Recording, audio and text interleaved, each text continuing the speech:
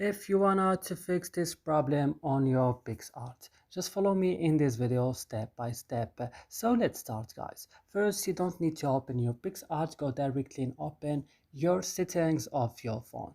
Then right here you have to go directly and open your apps option, and here on apps option you have to search for Piscart. Open Piscart like this and scroll down until you found storage. But here, guys, be careful, don't click on clear cache, click just on clear cache, then go back and click on first tab, click OK.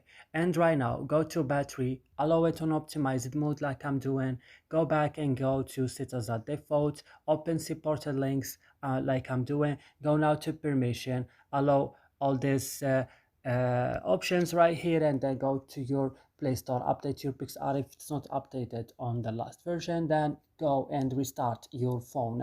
So that's it in this video, guys. I hope it's useful for you. Don't forget to like, subscribe in our channel. See you in another